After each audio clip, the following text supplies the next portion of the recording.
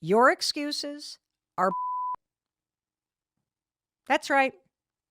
All those excuses you got, they're just fear. They are just fear. When you learn the lesson, when you turn toward the friction in your life and you look for either the process or the people or the place that you're living or the place that you work, all of the things, the thinking patterns that you have, the behavior patterns, when you start to identify everybody, all of the areas of friction in your life, and you go to work to learn the lesson, here's what I want you to know. You are capable of changing it. You are 100% capable of learning the lesson and making anything in your life better. I know that is true about you.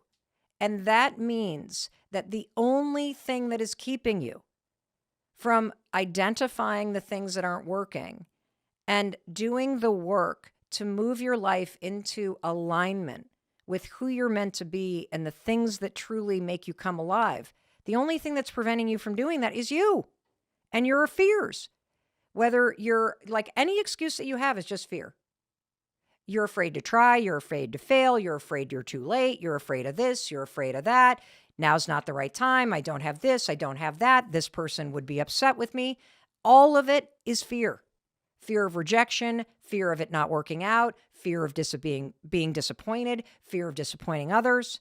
That's what an excuse is. You're just managing fear. And it's all baloney. And I say that because I do the same thing.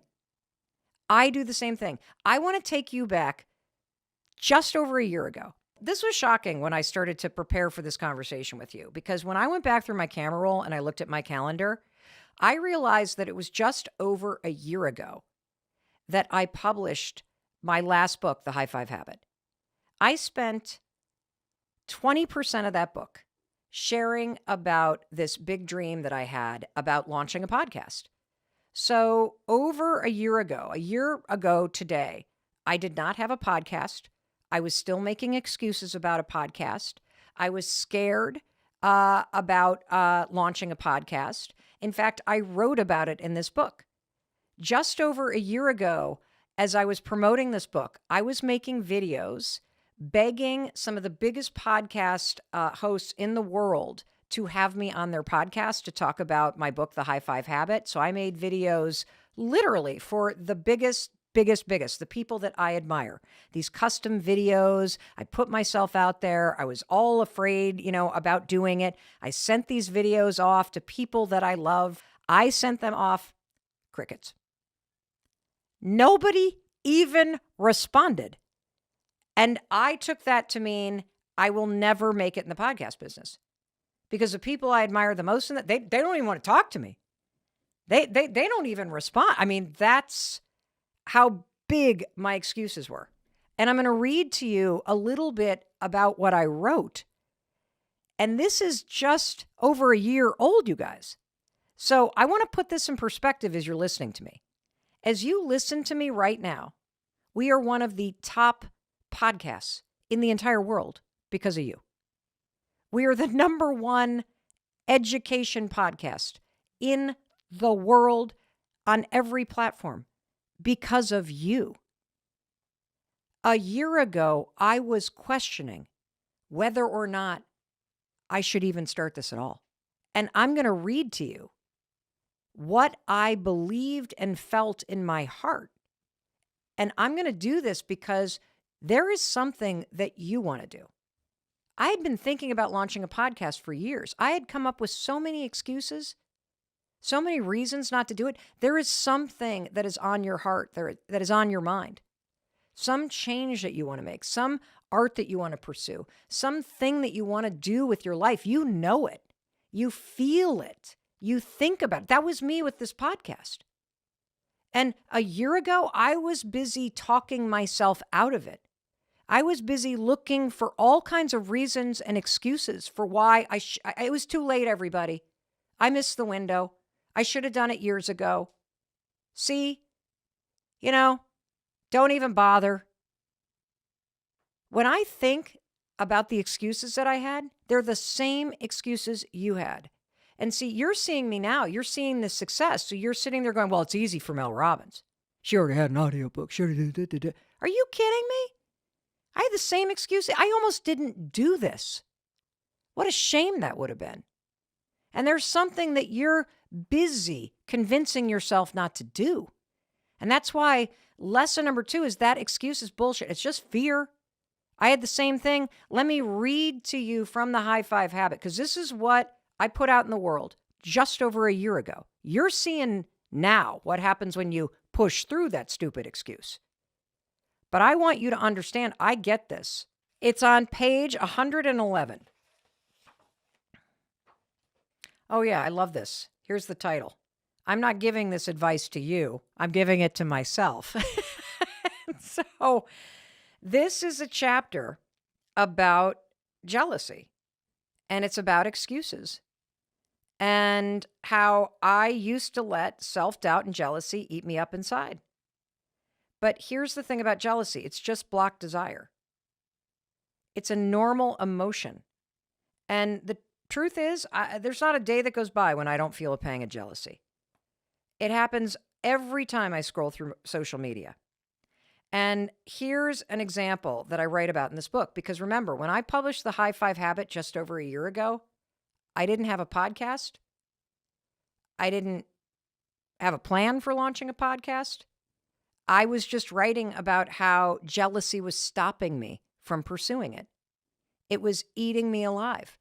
So let me tell you about that jealousy I was feeling just a year ago. Right now, my career, when I look ahead of me, the people I'm most jealous of are the ones who have already started podcasts. For example, my friend Lewis Howes. He's been hosting the School of Greatness podcast for 7 years. I'm extremely jealous of my friend Lewis. In fact, I got a bunch of friends who have hit podcasts, and I'm jealous of all of them. Too many friends to list. I never really thought about it before, but I'm surrounded by people who are podcast hosts. I'm jealous of them.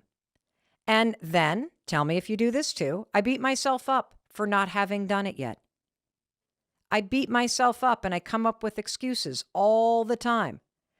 Creating a podcast would be as natural and as fluid for me as drinking a glass of water. Why? Because I do audiobooks. I speak on stages. I don't like to write books because of my dyslexia and my ADHD. But why haven't I done it?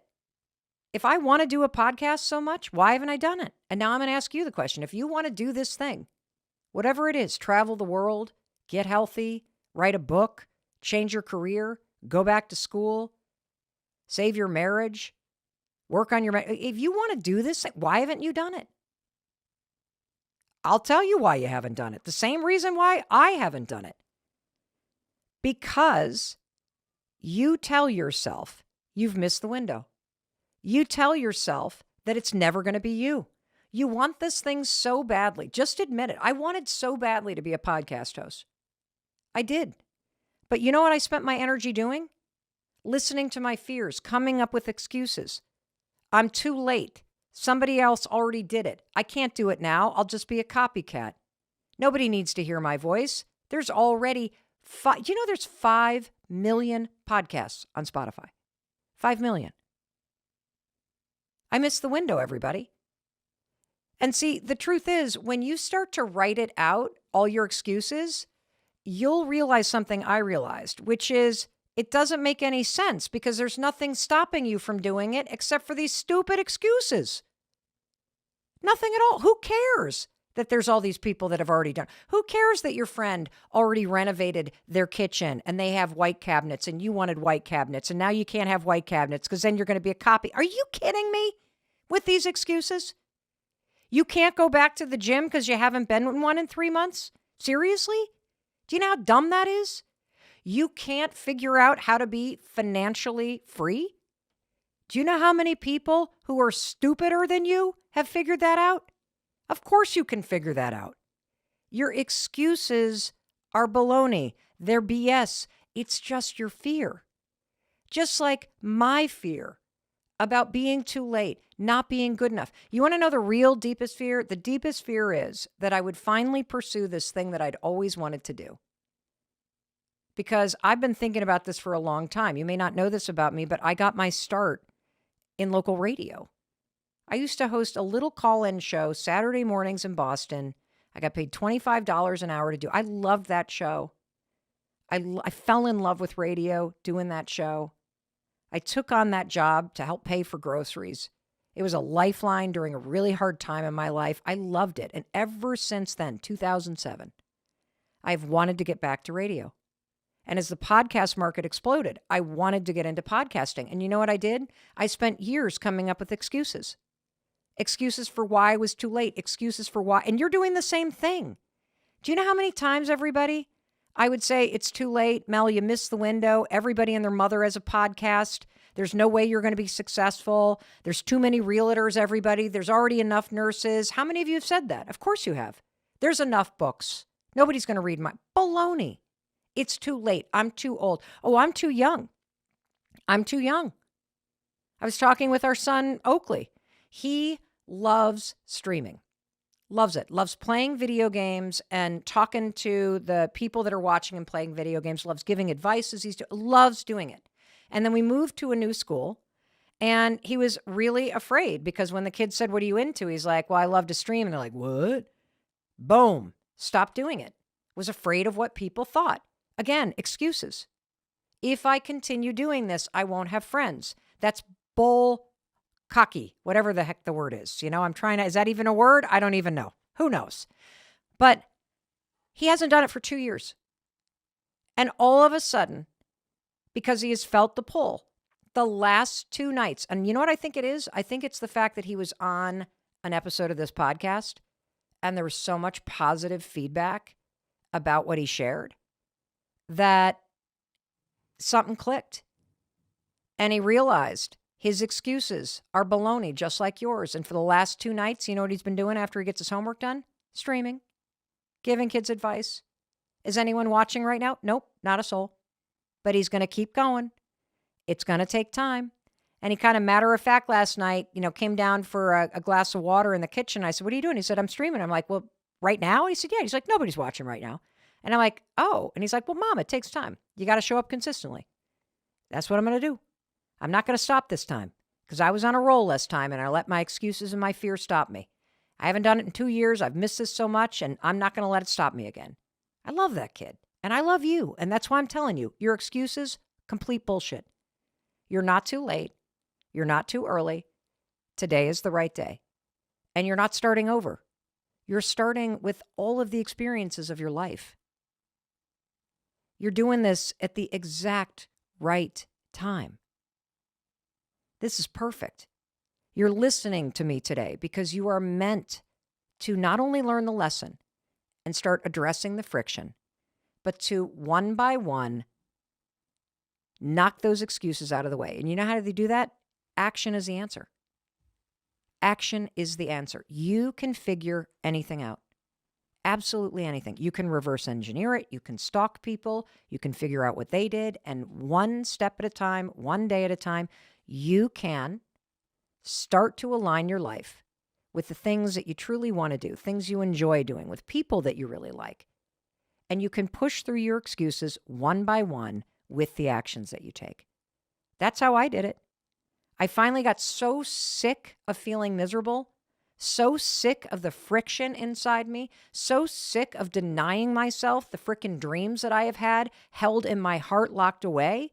I was so sick and tired of myself that I'm like, that's it. I'm doing it. I don't care if nobody invites me on their podcast. I don't care if this thing fails. I'm not doing this for other people. I'm doing this for myself. And that's what you need to do. You're not doing this for the success.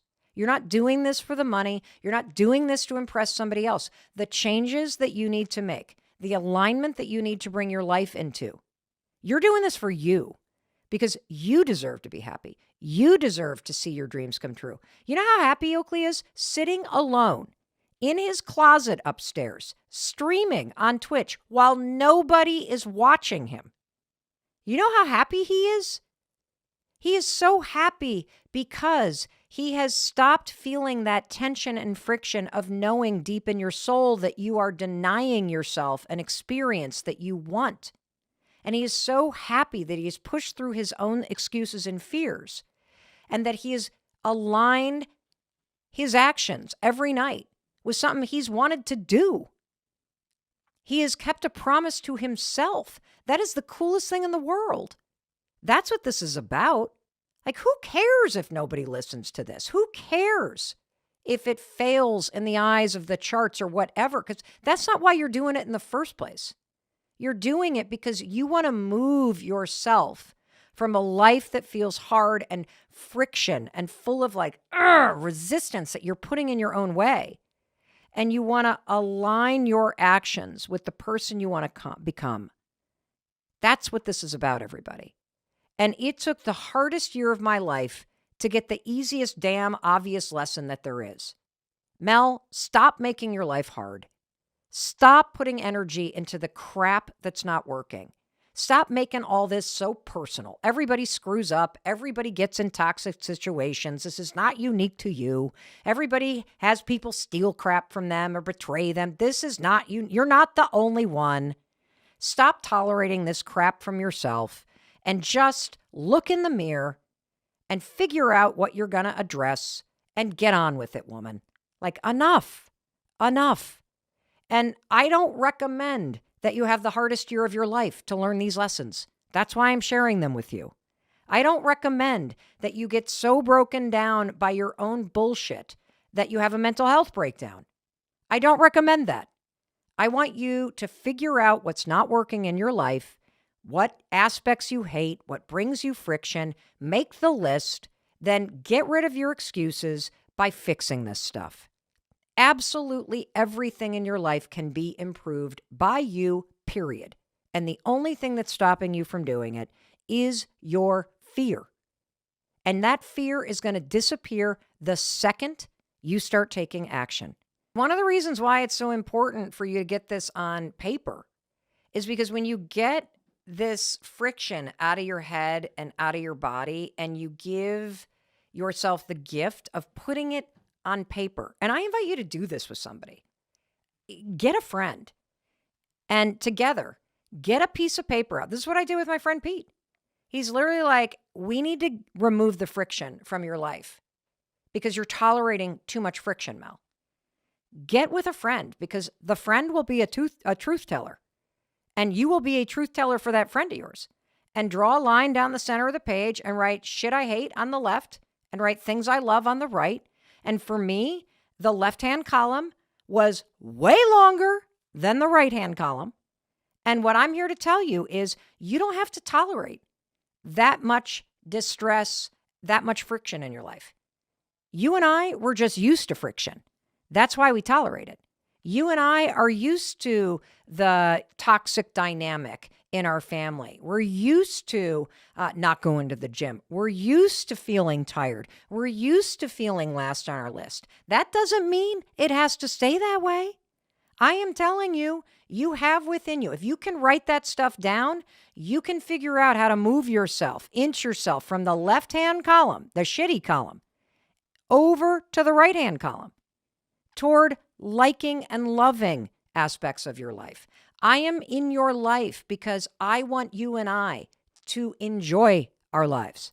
It doesn't mean it's always a party, but when you can identify areas of friction, things just feel off. They feel harder than they need to be. It's a struggle.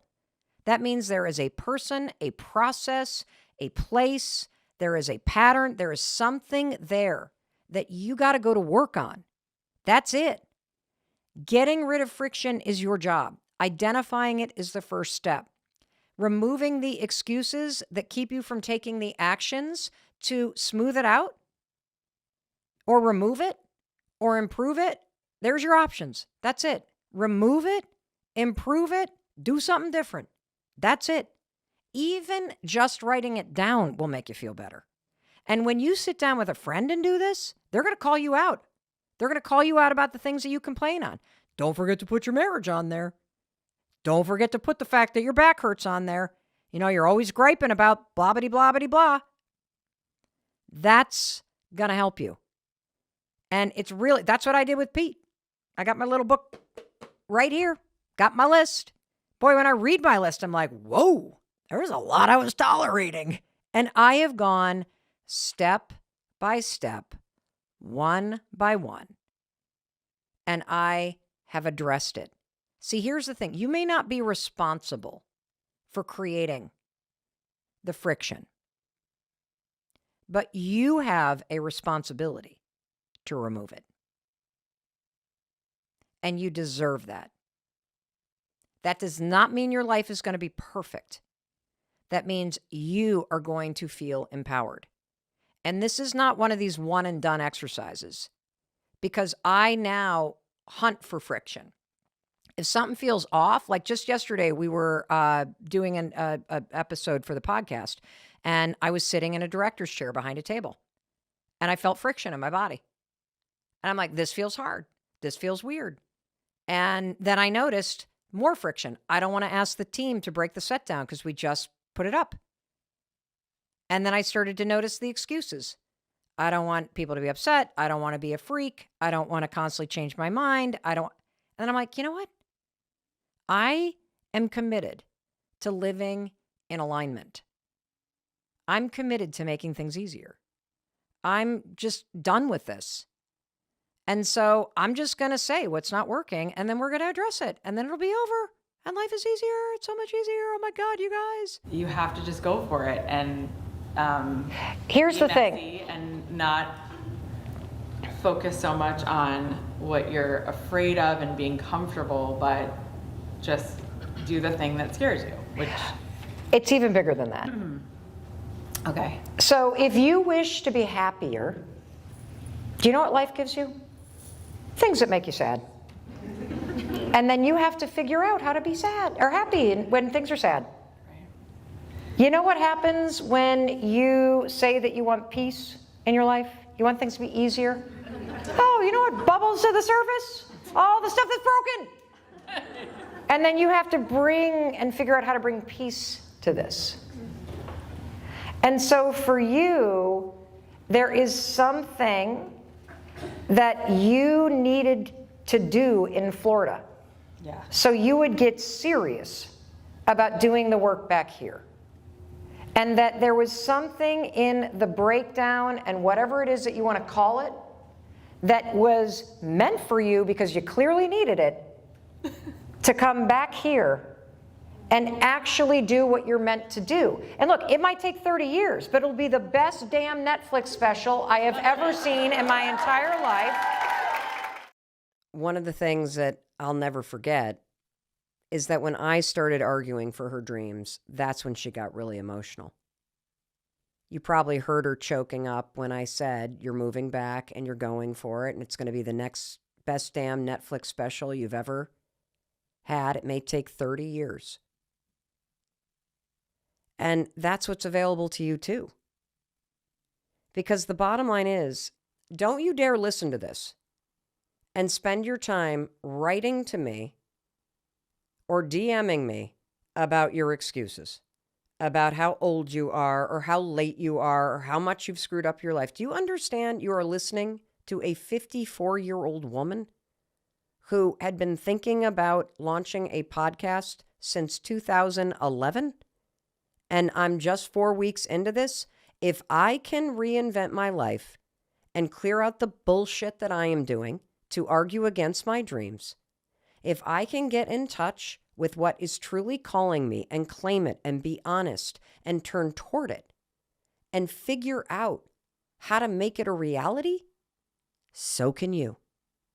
And the fact is, absolutely everything that has sucked about your life or where you are right now, you needed, because you needed to experience unhappiness to realize, I want to be happy. You needed to feel small to realize that's not what's meant for you. You know, I thought that I was going to be a daytime talk show host. I thought that was my big dream. I would follow the giants like Ellen and Oprah and all these incredible people. And you know what happened? I did that job at CBS Broadcast Center with Sony Pictures for a year, and then I got fired from that job when COVID hit. Literally. And I was lost. And you know what I learned from that experience? I learned that that's not what I wanted to do. I didn't actually like it at all. I loved the people. I loved the machine. I did not like the product at all. There was something that was off. Every single thing that is happening to you is happening for those dreams of yours. And see, maybe you needed the breakdown that you're in order to realize you deserve to be happy. Maybe you needed that job you didn't like to realize you better get serious about creating what you want. Maybe you needed to apply to law school and get there and go, not for me, to realize something else was meant for you and you should stop denying the fact that you wanted to go into a creative field. So do not let the fact that you have spent a certain amount of time, or you're a certain age, or you're too early, or you're too late, or all of that crap to invalidate the truth. The truth is, you're right on time. If you're having the wake-up call that I intend for you to have, as you listen to this, as you're realizing that your dreams are as alive as they have ever been, if you are starting to go, oh my God, I've been against myself, I'm going to be for myself. If you're starting to say, wow, I really have put the lid on. I really have stopped allowing myself or giving myself permission to have something incredible happen in my life. If you're having the wake-up call that I intended, good. Now let me tell you something else. There is no deadline on your dreams, and there is no age at which you're supposed to do this. You can start a business at 18. You can quit the job you had out of college at 24. You can go back to technical school after getting a master's at 31. You can literally adopt a child at the age of 39 when you're single. You can go to nursing school after you've raised your kids and you're 42 years old. You can learn how to teach your first online course at the age of 48. You could become a podcast host at the age of 54. You could get married for the first time at 63. You could skydive at 71. You could run your first marathon at 82. Your dreams do not disappear. There is no age at when you can't do something or when you're too early. It's complete bullshit. Your dreams are something you were born with. They are your responsibility, and they are also the life force inside of you. So stop running away from them and turn toward them. Run toward your dreams. Stop arguing against them and be the loudest voice for them. And for crying out loud, stop extinguishing that flame that's burning inside you. Enough with the excuses. Enough with the jokes and the downplaying.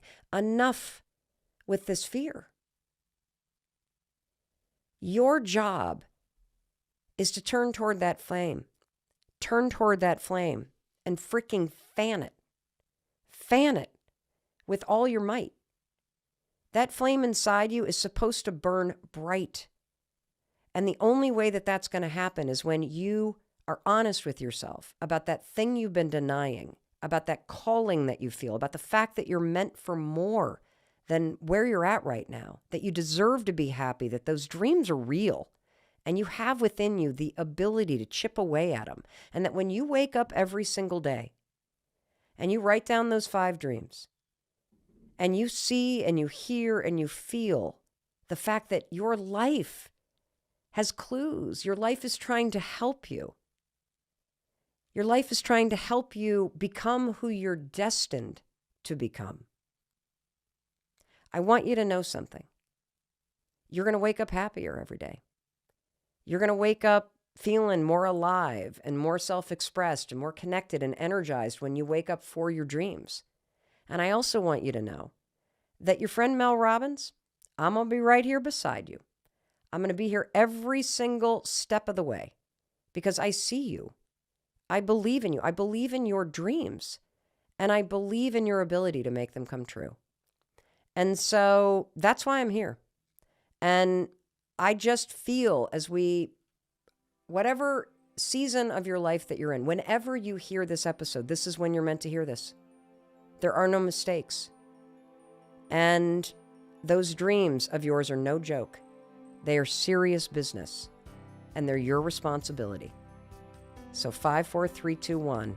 Stop fucking arguing and joking and making excuses and get your ass out there and fan the flame and start working on. Step one is you have to get honest with yourself and claim what you want.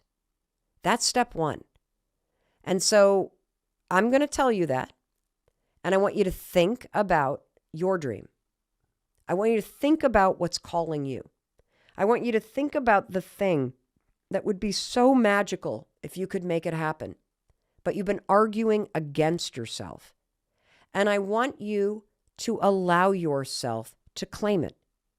And as you sit there and think about the dream in your own life, let's go back to Los Angeles. Let's go back to that stage. And let's check in with Barbara, because I'm going to ask her to start getting honest. And what I want you to pay attention to is I want you to pay attention to how much she starts to joke and make excuses and dismiss how serious I am about dreams.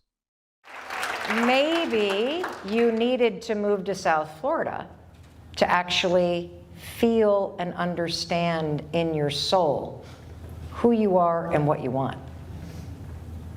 It's a scary thing to admit what you want. Yeah. Because it's true. It might not happen. Right. Yeah. And it's not, I've come so close to it happening so many times, and it hurts so much. It's all so scary. There's part of me that's like, no, don't do that. But why is it scary?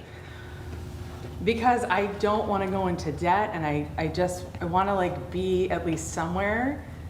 So I thought, well, I have this, But here's what I want you to understand. You have not gotten honest with yourself about what you actually want. You're putting all the energy into, but I don't want to go into debt, but I don't want to do this, but I don't want to do that. So then you do that anyway. Yes. That's the first step. Honesty. And it's very sobering when you get honest. Because for many of us, I mean, look at me. I spent 11 years making excuses for why I couldn't start a podcast. And all those excuses and the dancing around and the, brushing it off and the, I'm not really that serious about it. It's painful. Your dream isn't painful. Like she's talking about how scared she is that the dream's not going to turn out. What's actually painful is how much energy you're putting into avoiding what you want and what you deserve. And the three big ways that we extinguish that flame inside of us and we put distance between ourselves and the dreams that are meant for us is, number one, we literally downplay them. Anytime you make a joke about your dream, anytime you're like, I'm not that serious about it, you are putting distance between you and your dream. You're taking a bucket of water and you're trying to extinguish the flame inside you. Anytime you make excuses, I don't have the money, I can't do it, I don't have the time, blah, blah, blah, blah, blah, blah, blah. Same thing. Cold bucket of water on that flame. Stop doing it. And the third thing, when she really gets honest, when you have that moment of reckoning with yourself and you can claim what you want, it's terrifying. It really is, because you allow yourself to feel desire. You allow yourself for just a second to feel possibility.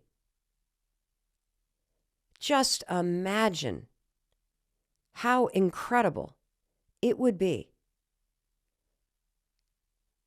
to do a stadium tour and sing your own songs. And when you allow yourself to entertain the fact that that's the dream that's meant for you, you allow yourself to stand close to that flame. You allow it to burn a little brighter. And then we get scared. What if it doesn't happen? And you convince yourself that your dream is scary. And your dream isn't scary at all. Your excuses and your fear of it and your joking is what's scary. And so how do you keep this dream alive? And this is a really important exercise, particularly for those of you who say, I don't know what I want, Mel. I don't know what my dream is. I have a very simple exercise that I have taught to hundreds of thousands of people. It's backed by science. And this is an exercise that is going to help you get back in touch with dreaming.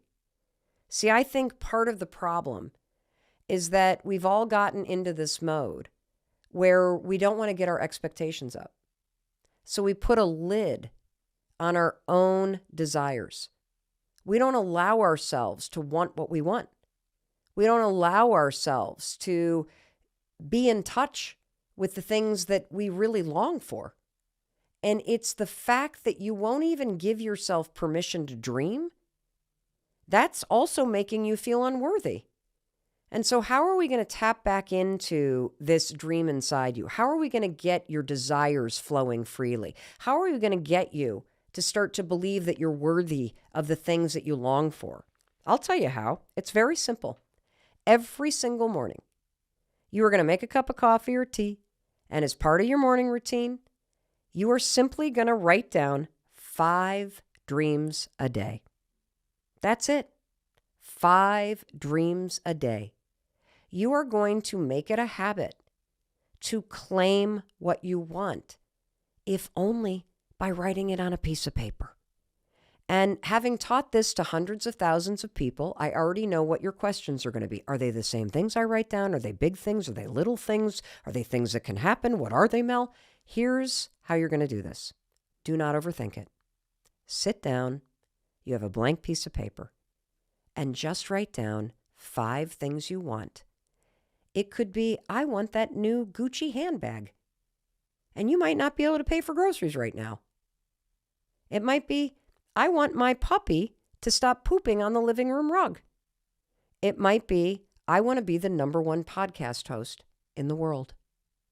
It might be, I want to do a stadium tour. I want to write a song that helps heal the world. I want to have a wonderful relationship with my mom, who I currently hate. Your dreams are yours. Do not judge them. Do not shrink them. This exercise is about clearing out the blockage and the gunk that has blocked the highway between your heart and your soul and what you will give yourself permission to want and desire in your life. Your self-doubt, your feeling that you're not worthy, your excuses, your people-pleasing, it's all blocking your access to this longing, to this dream within you. And so we got to just get the gears turning. We got to get these, like, kind of the, I don't even know what you call it, but this is a way to, like, grease the gears and get you free flowing. Why shouldn't you do a stadium tour? Why shouldn't you have that new Gucci handbag? If that's what you want. You can certainly do the work to get it. Why shouldn't you be happy or healthy or heal your cancer? These dreams are there for a reason. We got to get them out of your head where you bury them with excuses, and we got to get them into the world in real time where you can see them on a piece of paper. Now, reason number 1 why you're going to do this, 5 dreams a day. They can be the same dreams. They can be different dreams. They can be big dreams. They can be little dreams. They can be thematic. They can be specific stuff. They can be anything you want. We just need to get your dreams and your desires flowing freely without you putting the lid on, invalidating, or arguing against them. So there's a second reason why this exercise is so effective. And it has to do with something called the Zeigarnik effect. Now, the Zeigarnik effect is a extraordinarily well-documented effect in your brain that was first discovered by a Lithuanian psychologist named Bluma Zeigarnik. And she had her first study published about psychology and this theory in 1927. So this has been around for a long time. And what is the Zeigarnik effect? Well, the Zeigarnik effect is this. Inside of your brain, there is a mental checklist function. And whenever something is important to you, your brain is like, oh, ding, ding, ding. I guess she wants to do a stadium tour. Oh, ding, ding, ding. I guess she wants to get her cholesterol down. Whenever something's important to you, your brain takes notice. It opens up a mental checklist. And then your brain has this really interesting function where it will now work with you to help remind you of this thing that's important to do. It's like a little to-do list in your brain. And the Zeigarnik effect is once your brain knows something is important, and it's important if you keep writing it down, your brain is going to go to work trying to help you get it done. And the Zeigarnik effect is so pronounced that it is used, everybody, in software design. Yep. You know how they talk about gamification? You know how you got to fill out a form and then all of a sudden a little reminder pops up that like, you're 64% complete. Well, that's the Zeigarnik effect. That's this mental checklist thing saying you're not done yet. You got a little bit more to go. And so this is so effective. And so again, I'm going to summarize this and I'm also going to help you. If you go to melrobbins.com/dreambig, melrobbins.com/dreambig, I got a free download for you. Not only are we going to give you some of the key takeaways from this episode, but we're going to give you prompts so that you can print out this free sheet and use it every single morning to write down your 5 dreams, to tap into the Zeigarnik effect inside your brain to help you keep those dreams alive and to help you start letting your desires and your worthiness flow freely through you. Okay, so we've covered a couple key topics so far. Your dreams are not a joke. They matter. You got to claim them. This exercise of writing down 5 things you want every single morning is going to tap into that superhighway, and it's going to help you build the neural pathways to give yourself permission to want things. It's going to help you tap into this flame inside you that is burning and that is begging for you to let it help you. Motivation is garbage. Yup. Mel Robbins, one of the most successful motivational speakers in the world, just said, motivation is garbage. You see, you're making the same mistake we all make when we think about motivation. You're waiting to feel motivated first before you take action. And you've been told a lie about motivation. See, you've been made to believe that you got to feel motivated, that feeling, that emotion is going to come before the action. It's actually the opposite. You got to take action and the motivation comes. And that's why the first takeaway is motivation is garbage. Because my definition of motivation is that it's just a feeling and it comes and it goes. Okay? That's the way that you've been using it. And the irony is you need motivation. Motivation is fundamental. You need this desire to move in order to finish a project. You got to have motivation to get out of bed, to move off the couch, to head to that networking meeting. And here's what I want to teach you in today's episode. How to do what you need to do when you don't feel like it. That is a skill. That is what is missing in your life right now. And I know that you felt motivated before.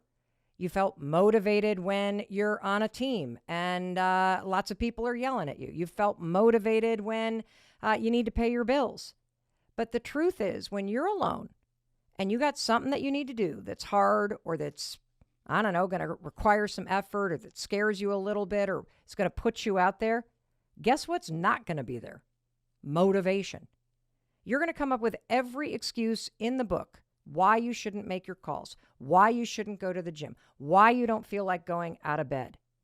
And that's because if you rely on the feeling of motivation first, you're waiting for something that's never going to come. That's why you've spent years thinking about what you need to do instead of just doing what you need to do.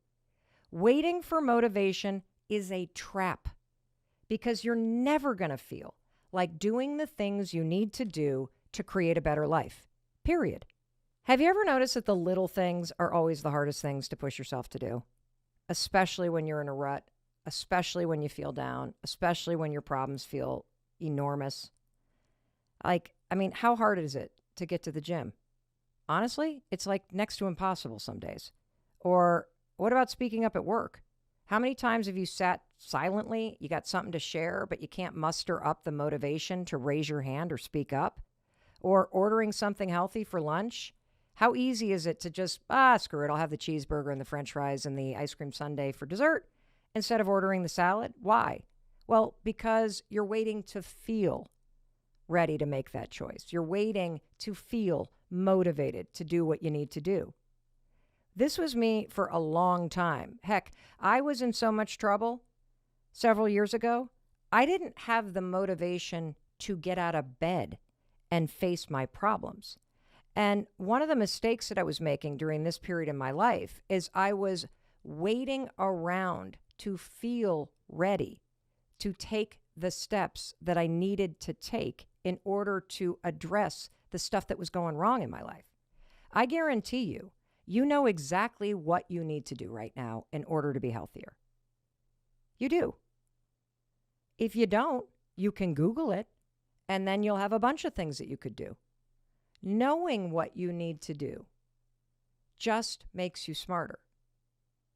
The $100 million skill that I want to teach you is how you make yourself get out of bed, how you make yourself apply for that job, how you make yourself face the issues you're avoiding. That's how you change your life. And for a long time, when my life was going off the rails, I was waiting, hoping, praying, wishing, wanting to wake up one morning and just suddenly feel motivated to change everything. And that's where this story begins. I got to take you back to a moment in time in my life where my problems were so big that I nearly lost everything that I cared about. And if I had sat around and waited for motivation to strike, I would be divorced, I would be bankrupt, I would have torn my family apart, I would probably be an alcoholic, I would definitely not be hosting this podcast. But thank God, I discovered something extraordinary that's going to change your life. And so let me tell you the story. I got to take you all the way back to 2007, and this is what was going on. So at the time, I was 40 years old, and my husband and I had 3 kids under the age of 10. And my husband and his best friend had gone into the restaurant business. It had always been a dream of theirs. And the first restaurant was a small little pizza joint, 40 seats. It was an absolute home run. So proud of my husband and our best friend. And so in success, they decided to expand. And like complete idiots, we cashed out our entire life savings. We took out a home equity line because that's basically free money, right? You know, we cashed out a bunch of credit cards because what could possibly go wrong in the restaurant business? Well, basically everything did. Location number 2 was the wrong location. Location number 3 was way too expensive. And then all of a sudden, 2008 hit. And here in the United States, that was the year that massive housing market collapse happened. And we found ourselves $800,000 in debt. Chris and his best friend were not able to make payroll. I then lost my job. And everything started to spiral. And here's the thing. Never in a million years did I think that at the age of 41, I would be on the verge of losing my house. I would be unemployed. I would be embarrassed and ashamed and just spiraling. That was not on my vision board.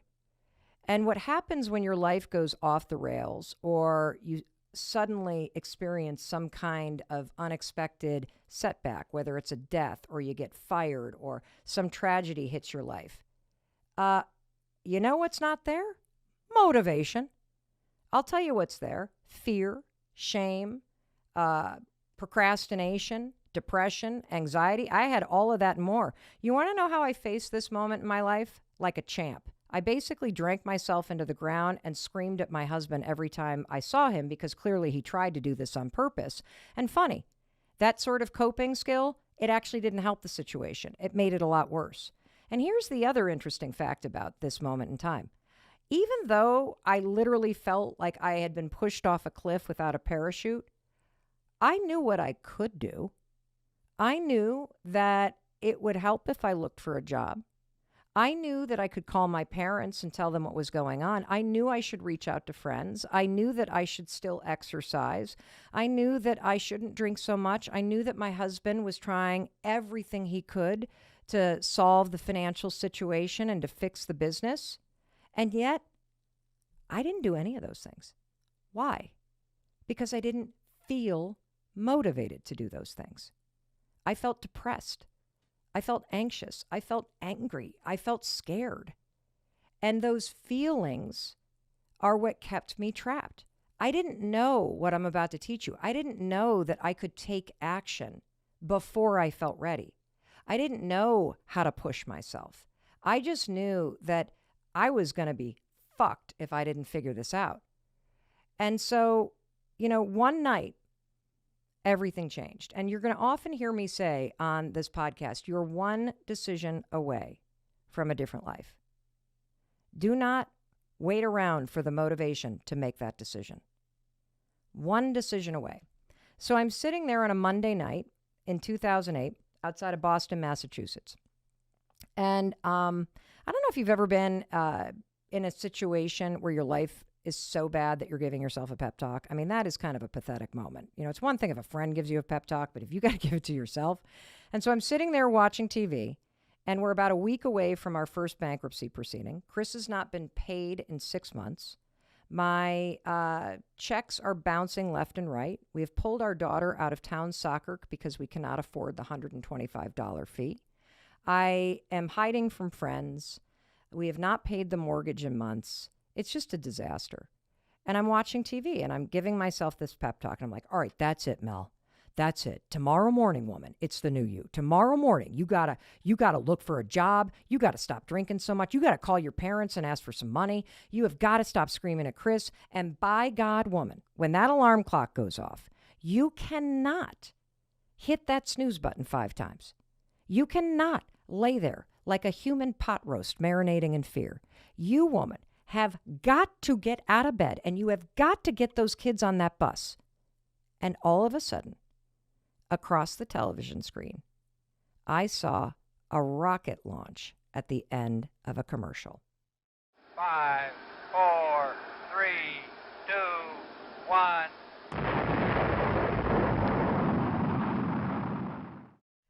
And it gave me this crazy idea. I thought, oh my God, that's it. That's the answer. That's the answer to getting up.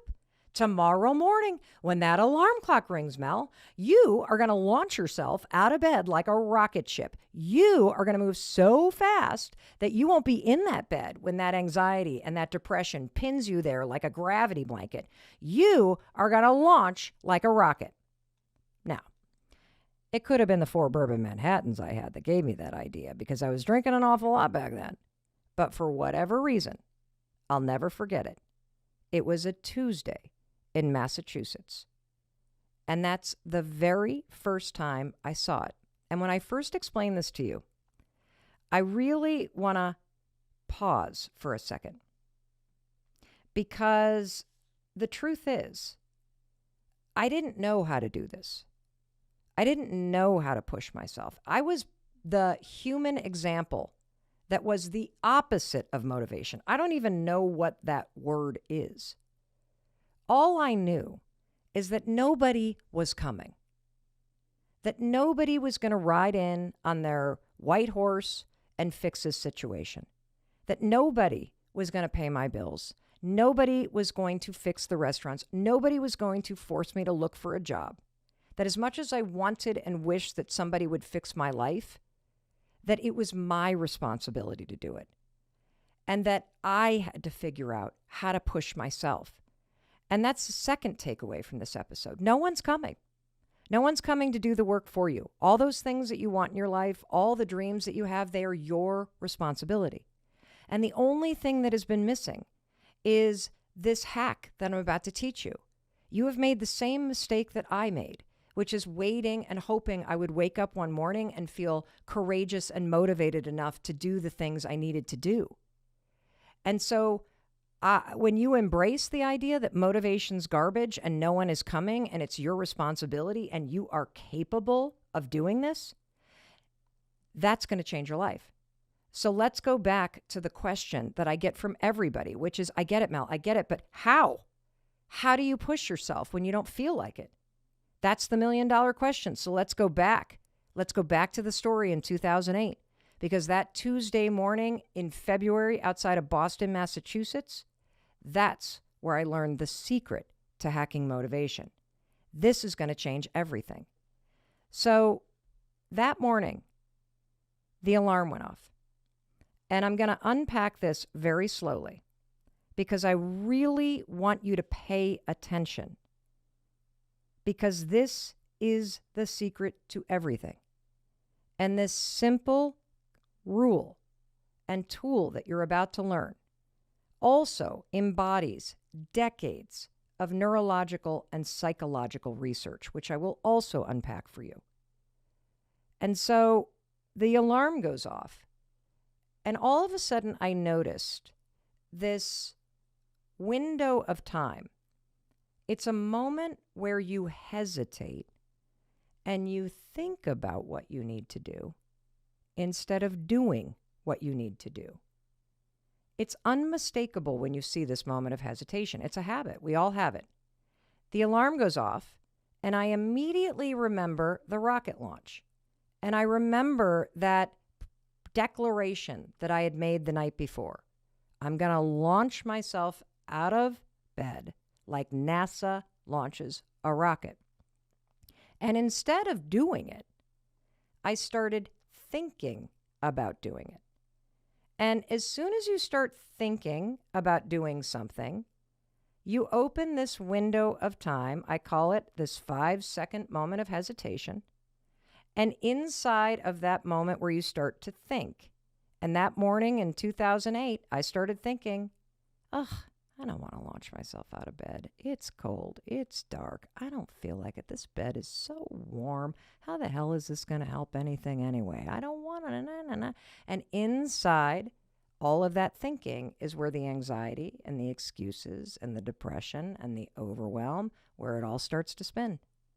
And I could feel my hand reaching for the snooze button, because it had become a habit to wake up and think about getting out of bed and instead hit the snooze button and delay what I needed to do, numb all the thoughts. And as I'm reaching for the snooze button, I don't know what came over me. But that morning, for whatever reason, I just started counting backwards, the same way that NASA does. 5, 4, 3, 2, 1. And then I moved and stood up, and I'm like, whoa, that's weird. And I went on with my day. And then the next morning, the alarm went off, and I remembered the rocket launch. And immediately I started thinking about doing it instead of doing it. And again, the excuses roll in, and I again feel myself reaching for the snooze button. And I count backwards, 5, 4, 3, 2, 1. And I stand up. Weird.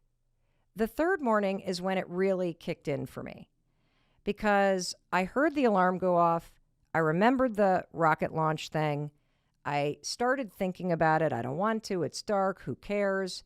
I count backwards, 5, 4, 3, 2, 1, and I stand up. Now, I want to stop here for a second and explain a little bit of the research. So, researchers, psychologists, neuroscientists explain this 5-second window this way. There are two types of people. There are people that have a bias toward thinking, which is the habit of hesitating and thinking about what you need to do instead of doing what you need to do. And then there are people that have a bias toward action, which is having the habit of being able to push yourself to take action regardless of how you feel. This 5-second countdown, 5, 4, 3, 2, 1, helps you move from being a person that has a bias toward thinking and become a person that has a bias toward action. And this countdown, 5, 4, 3, 2, 1, is the secret to hacking motivation. It's the secret to pushing yourself to take action regardless of how you feel. It is the secret to everything. So that third morning, I sort of, said to myself, okay, So, because, I'm cynical. You're going to get to know me. I'm a lawyer by education, and I'm somebody that's like really analytical. And so I tend to also be really cynical. And so, I'm standing there in my bedroom and I'm like, okay, great. You just created something irritating, Mel, that helps you get out of bed. How the hell is this going to help? And I'm like, whoa, whoa, whoa, whoa, whoa. You're about to lose everything you care about. Your marriage is on the rocks. Your family will be torn apart. You're going to lose this house, woman. Why not just try this thing? Why not for one day, any moment today, where you know exactly what you should or could do, but you don't feel like it? Just count backwards. I mean, what the hell? It's not like it's going to make it worse. What if it made it better? So I walk out into the kitchen, and my husband, Chris, is standing in front of the fridge. And you know how that thing happens where you see somebody you love and you just want to kill them? You know how that happens? Well, so poor Chris is standing there, minding his own business, probably trying to get out of the house fast before, his bitchy wife wakes up and starts screaming at him. And I see him, and I'm like, but here's the thing. I didn't want to kill the guy. I loved him. I just was so on edge and stressed out, and it's so much easier to be angry and frustrated than it is to be afraid. But in that moment, I counted silently to myself, 5, 4, 3, 2, 1, and something strange happened. Like I could feel the pressure and agitation in my body release. And I was able to take a breath and speak to the man from a place of my values instead of screaming at him, which I had been doing for 6 months. I see my sneakers. I know I need to exercise, but who the hell wants to exercise in February outside of 5, 4, 3, 2, 1? I'm out the door. I see the phone. I don't know about you, but I hate people. I hate networking. I hate 5, 4, 3, 2, 1. I'm picking up the phone, and 5, 4, 3, 2, 1. I'm picking it up again, and I'm calling friends, and I'm telling people the truth. I need a job. I got laid off. Chris and I are in financial trouble. Like, I need help here. I pick up the phone again. I call my parents. And slowly but surely, I am taking the actions that change your life. And look, it doesn't work overnight. It works over time. And that's important because true change builds over time. Quick fixes don't stick. If you want to change anything, you got to be in it and you got to repeat it. And that's one of the other things that I love about this countdown technique that I started calling the 5-second rule. You have 5 seconds to move. You have 5 seconds to push yourself to take action. And if you don't move in that 5-second window, your brain will contaminate your motivation to act. Using this countdown technique, 5, 4, 3, 2, 1, in moments where you feel yourself hesitate, or you feel the fear coming on, or you feel yourself talking yourself out of it, or you feel the self-doubt or the fear kicking in. When you start counting backwards, the decision to count backwards means you're making a decision to move. You're making a decision to move before you feel like it. You're making a decision to summon your courage, your confidence, your desire for something more than the place you're in right now. The counting backwards also works because counting requires focus. Now, I didn't know why it worked then, okay? And my husband started using it. 5, 4, 3, 2, 1. Took it into business. They start talking to landlords and renegotiating leases. 5, 4, 3, 2, 1. And they're facing the issues in their business head on and talking to investors about what's going on. 5, 4, 3, 2, 1. They're restructuring the P&L and they're having to lay off people that they love. Hardest thing in the world to do as a business owner. And so step by step, decision by decision, using this 5-second rule and the countdown technique, my husband and I were able to make the decisions and take the actions that aligned with where we wanted our lives to go, instead of waiting around to feel ready to do it. We were able to push ourselves, 5, 4, 3, 2, 1, to take action, to get where we wanted to go, instead of sitting where we were, hoping motivation would show up. That's why this thing works. And, here's the truth. I never intended to tell anybody about this thing. Because first of all, it sounds kind of stupid. Okay, wait a minute, Mel. You're telling me if I just count backwards, my life is going to change? That sounds kind of dumb. The other reason why I didn't tell anybody about this little 5-second rule thing is because I had no idea why it worked. I just knew it worked. I didn't know if I had like tapped into some like ancestral witchery and this was some magic spell. I didn't know if God was just giving me this little gift. I just figured this was this secret thing that came out of the sky in a moment of desperation, and Chris and I would use this and it would be our little thing. Well, that all changed in 2010. So, a couple years goes by. We've been using the 5-second rule to get out of bed, to exercise, to get our marriage back on track, to get the drinking under control. I get a job as a local radio host for $25 an hour in order to, pay bills. And we're just moving and shaking and all this stuff is happening, okay?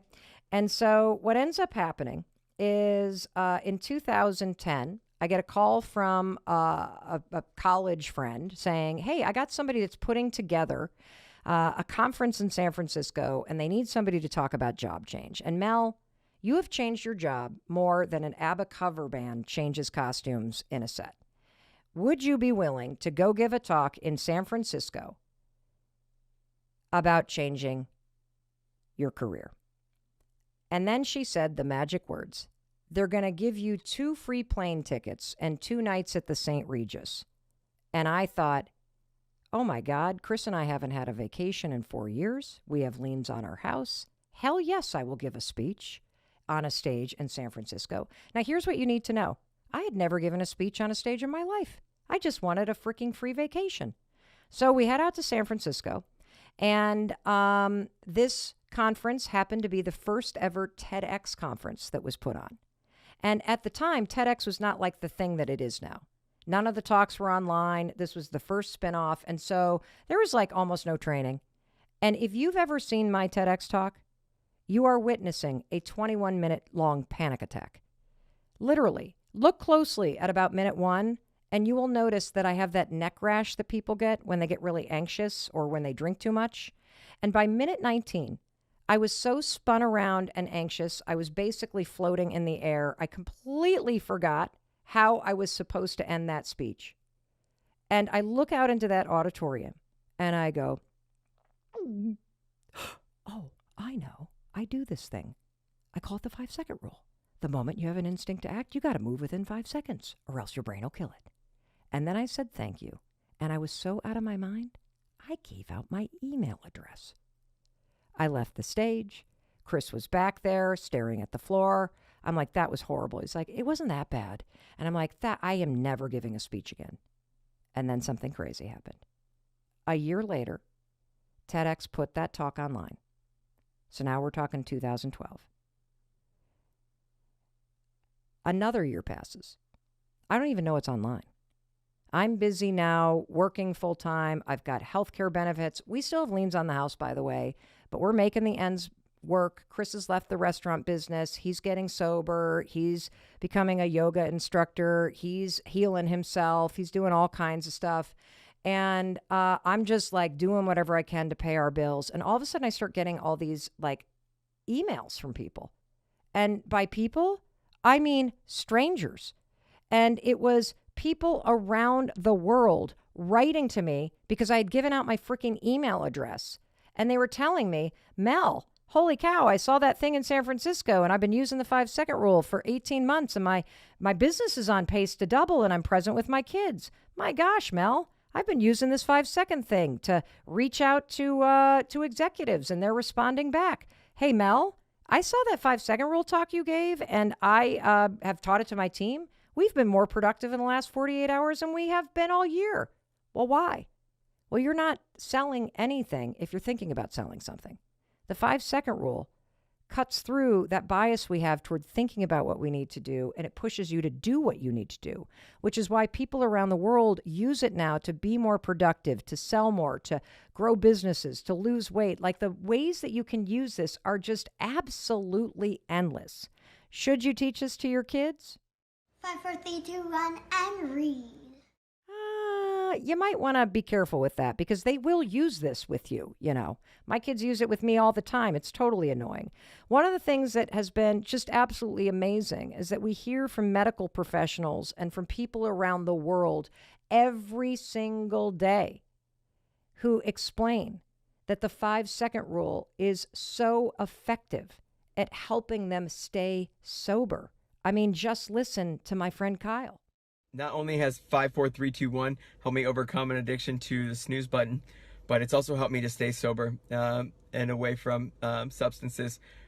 Even in finding out that my grandma's cancer was back this weekend, where normally that would send me into a spiral to make some choices that were not in my best interest. 5, 4, 3, 2, 1. I'm able to stay strong for my family, to keep my career going, and continue the good progress I've made after 3.5 years of sober. Way to go, Kyle. Here's the thing. When strangers start to write to you about how they're using something you put out into the world to change their lives, I felt this obligation to not only share the 5-second rule and share other people's stories, but I felt an obligation to understand exactly why this thing worked. And so for the past 7 years, I have been engaged in a extensive research project about the 5-second rule. I've talked to the world's leading neurologists and psychologists and experts in habits. And what I've come to understand is this. The 5-second rule and the act of counting backwards, 5, 4, 3, 2, 1, is called metacognition. That is a simple word that means brain hack or cheat code. That means we can use a metacognition technique like the 5-second rule, 5, 4, 3, 2, 1, as a way to switch gears intentionally and cut off the part of the brain where you are sabotaging yourself and tap into the part of the brain where you can take control. In habit research, the 5-second rule is classified as what they call a starting ritual. A starting ritual is a positive trigger that triggers positive habits, positive new behavior. A starting ritual is something that interrupts an old pattern. And when you start counting backwards, 5, 4, 3, 2, 1, you're interrupting the old pattern, whether that old pattern is a habit of worrying or a habit of having self-critical thoughts, or whether it is a pattern of reaching for a glass of wine as you're cooking dinner. The second you feel the thought engage or you feel yourself reaching for the snooze button or reaching for that wine, start counting backwards, 5, 4, 3, 2, 1, and you interrupt the old pattern or habit. When you get to 1, now your prefrontal cortex is engaged and you move and replace the old pattern with the new, healthier, positive pattern.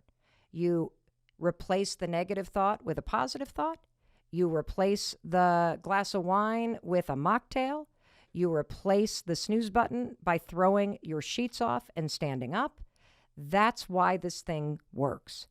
And one of the reasons why, because I think I said, very clearly, I never intended to share this with anybody. This went viral on its own. And the reason why I believe it went viral on its own is because it was meant to. And I was the person, for whatever reason, that the universe selected to be out there sharing it. And the other reason why it has gone crazy viral and it's used in clinical settings is because, like so many of the tools that I'm going to share with you on this podcast, it encapsulates, I don't even know if I said that word right, but whatever, you know what I mean, decades of psychological and neurological research. This is a tool that you can teach to anybody, you can use in any moment. It always works because it's based in science. How freaking cool is that? Mel, what's the difference between being lazy, being procrastinator, having excuses, and doing nothing? So let me attack those one by one. Being lazy is fine. Like, if you know you're lazy, more power to you. That's great. You know what's great about lazy people is they don't make themselves wrong.